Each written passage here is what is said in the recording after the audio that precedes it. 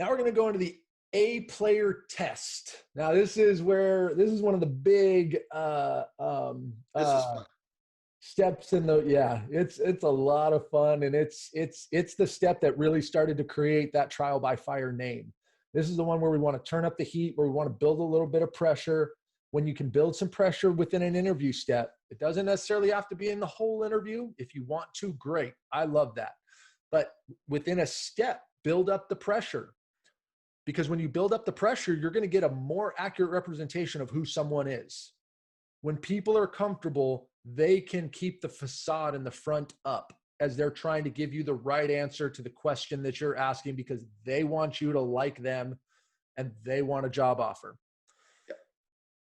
Yep. The pressure will actually expose when we get under pressure. That's when we actually reveal who we really are. And we all see it when we get into high pressure situations, when we get really stressed out, that's when all of a sudden we start, we're not necessarily as nice as maybe we are in other situations. Our true colors can start to come out in that, and that's okay.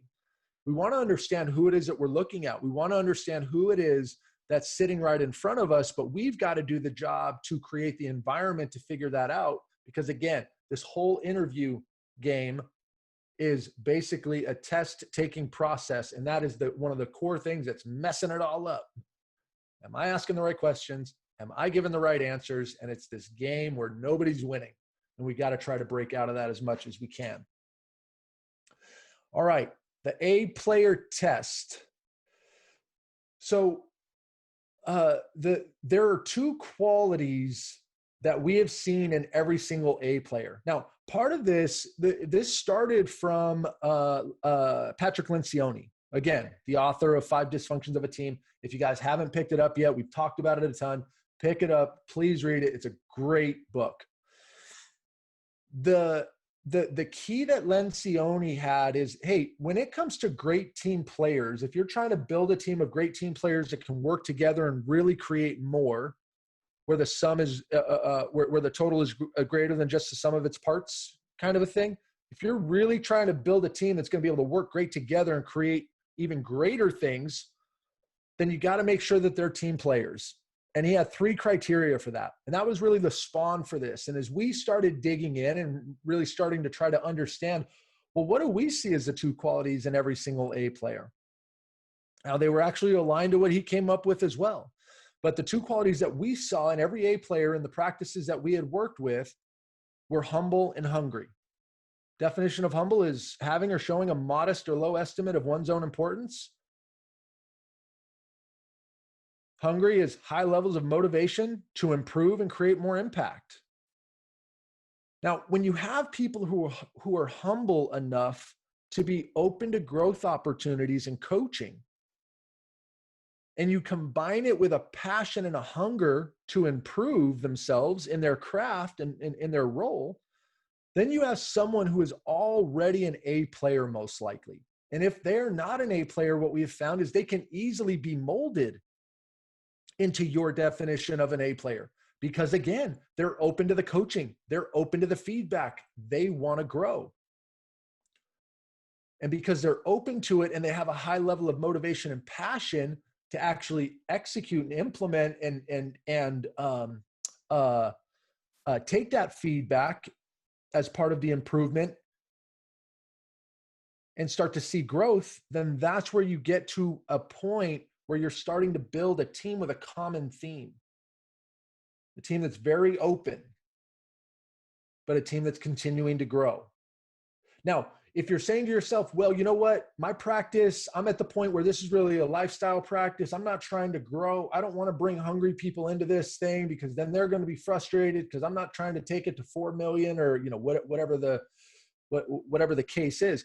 That's not necessarily it either. What we found is that when you bring people into a practice like that, you still want people who are hungry to improve process, to improve experience, where your production might stay the same, but how do you get more efficient? How do you grow profit? How do you improve the experience? How do you get better reviews and results for your patients? That hunger is still there. And as long as you can unleash them on those areas to be able to generate ideas and figure out areas to grow there, they're going to be really happy. So the key is to structure your interview, an interview step that's going to allow you to see if they are humble and hungry. And I say see for a very specific reason, because we've got to see it through their actions, not just their words. Because again, they're going to try to give us the words that we want to hear, right? And it's not their fault. That's the way the game has been set up, and everybody's been playing it for centuries. So we want to see it in their actions, because their actions are going to speak louder than words. Their actions are actually going to show us whether or not they are humble or hungry. Now, again, we call it the 8-player test. And we're going to take this through, we're going to take you through it step by step on how you can actually implement this. And we're going to use the example of a hygienist. Now, we're going to give you the actual verbiage, the concepts, everything that you need in this. You can already see quotes on the screen. Like we're just going to give it to you. We're going to go through this. We're going to knock it out. We're going to give you the exact talk track. There's going to be no excuse. If you don't implement it, it's just because it wasn't, you thought it wasn't the right thing, but we're going to give you everything that you need. And we've seen where it's potentially tripped people up in terms of concepts. So step one, get alignment on the concept. Now, the key here is we're transitioning out of, we typically say, start the interview off with an intro. Maybe you're asking how they heard about your practice, where are they currently at? Maybe you're getting into some of those, the first 5 to 10 minutes of an interview where you're just breaking the ice and getting into the conversation. Okay. Maybe you've got 2 or 3 steps before you want to get into this, but whatever that looks like, now we're into this step of the 8-player test. When we get started on it, what we want to do is we want to get alignment on a concept. Okay. Now, the concept that we teach for hygienists is PAS, pain, agitate, solution. So the talk track on this is, in our practice, Colin, we leverage an approach called pain, agitate, solution, PAS. I'm interested to know what comes to mind when I say that as it pertains to the hygiene role. I want to get calibrated on what it means first. You tell me. If sometimes they'll come right out and say, "Oh, pain, agitate, solution. Yeah, I've implemented that before. I've learned that. This. Oh, okay, great, good to hear. Excellent. Maybe they're struggling with it. Maybe they don't quite know the answer, right? If they've got a low quality answer on this, they're probably, they don't have a lot of experience executing this, which again, through their actions, they're showing you this because they're struggling. You've asked an open-ended question, and their answer is going to allow the depth of their answer is going to allow you to understand their competency in it. So we want to get calibrated on the concept. Now, the concept is key, and I'll get more into this later, because the concept is the key part of this interview step that is actually going to allow you to see the actions that they're going to take that will allow you to see if they're humble and hungry. All right. So we go into step 2. We get alignment on it. We ask them what they think PAS is. I tell them, okay, this is how we look at it. This is what it looks like. By the way, we're already training them on this, and they're only in the interview process. So ultimately, when I do make this hire, they're already familiar with PAS, and they're probably practicing it and upping their game before they ever even start. Huge side benefit, but I digress. So once we do that, I get alignment with them on what the concept means. I'm going to transition. Say, okay, great. Look, it sounds like we're both aligned on what this means. Can we hop into an assessment to see how you would handle a situation using PAS? Now, this is a little trick here that we use to build pressure. All right, it was all niceties. It was all conversation. Yeah. And now all of a sudden, whoa, we're hopping into an assessment. What's going on here? We want to spring right into it. Live.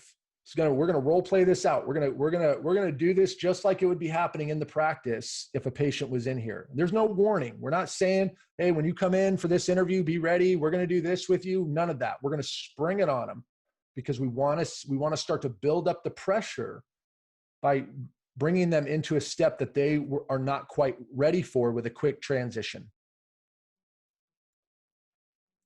All right, so they're going to say yes. We haven't heard anybody say no yet, interestingly enough. So we're going to move on to step 3. We will tell you some of the funny things that we have heard. So then we're going to tee it up. So here's the scenario, Colin. Karen's a brand new patient that's interested in Invisalign. And you're going to start the appointment using the PAS process to raise their interest in moving forward with treatment. Very straightforward. Now, when we're looking at this, we want to make sure that we have in our mind with this specific example, Invisalign is wanted when the patients don't want anyone to know that they're straightening their teeth. These are already some of the things when we're looking at the pain, agitation, and solution that we should already have in our mind. They should already have in their mind. They should already know this information. The pain that they're dealing with is how can they correct their smile without being a wire mouth? So as we're going to take them through this, these are the things that we're looking for, and we already have it built out in our mind. These are the general answers that we're looking for if they have a high level of competence in this area. Okay. Another pain is they might not be comfortable smiling out in public. Or in pictures. Or in pictures, yeah. Yeah. I mean, who takes pictures now? Daughter's wedding, whatever it may be. I can't go through a day without somebody snapping a picture of me with their smartphone. It's usually my kids, but man, pictures are everywhere. Social media is everywhere, right? Like it's more prevalent now than ever. And there's a lot of insecurity around that. So we go through and we get an understanding of that. We should already know, and are they going to be able to pull that out of us? Now, when we talk about Karen, actually name this patient, name this someone who actually has come in and was slightly difficult in the beginning of the process, and be this person every single time in the interview process. Don't switch it up. Don't get creative. Don't try to be fun in this area. Be the same person every single time. Be the same new patient every single time so that you can give the right answers because it's based off somebody that you know or you're familiar with. And don't switch it up, because if you switch it up, then as you create a new person for every single person you interview, you're going to skew your results. So just make it the same. Get that person, know that person, and be that person as you go through this process.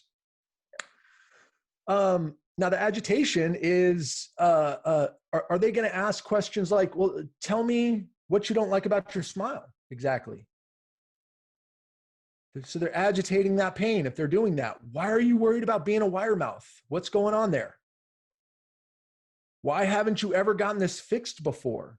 Right? We can ask some of those questions. Those are going to be questions that they're going to ask if they're good and adept at agitating the pain. And then do they transition into, great, we have a solution called Invisalign that I think would work perfectly for you. Would you like to hear more about it? As we go through, we're going to be able to see their execution style. Now, the key thing that we talk about a lot is they either have it or they don't. There's only so much runway that you can give. Somebody can only be so bad at this process where you're going to be able to make that gap up.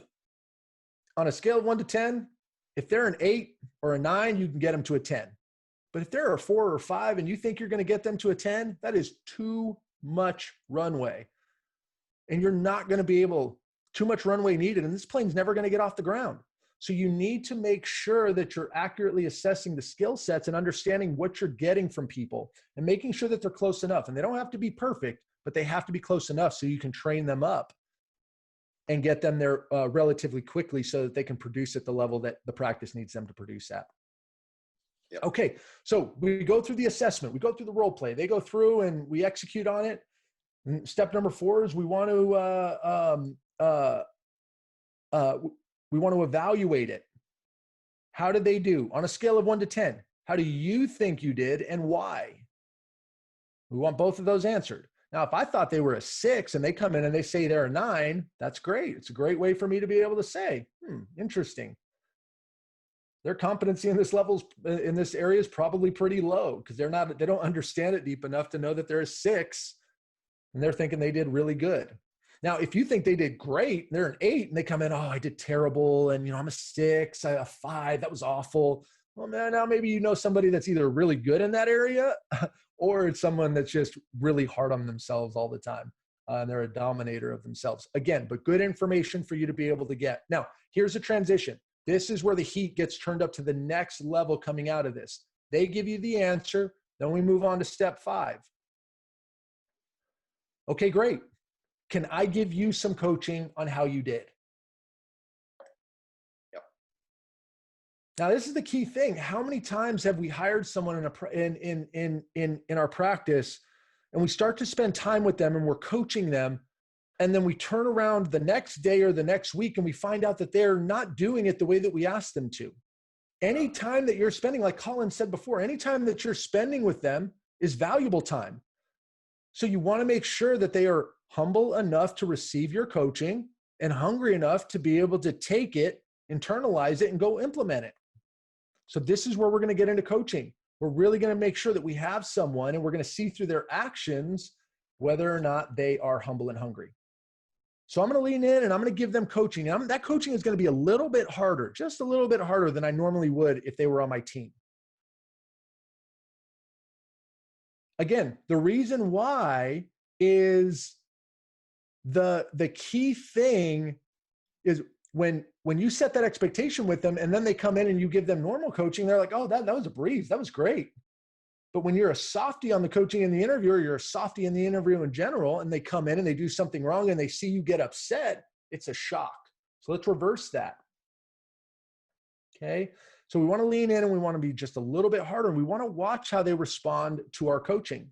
Now, we actually did the most extreme response we've ever seen on this is the candidate actually said, well, I disagree with you. Okay. Well, how's that working for you? They weren't employed at the time and they were looking for a job. And that's great if you disagree. So it looks like this isn't going to be the right fit then. You're not wrong for that, but this is what I'm looking for and this is how we want to approach it. That's the most extreme version that you can see. The other version is they just might, yeah, you. Go ahead, Colin. Best thing that could happen there is you just dodged a bullet and they walked out the door. You just dodged hiring a C player. Yep, absolutely. Absolutely.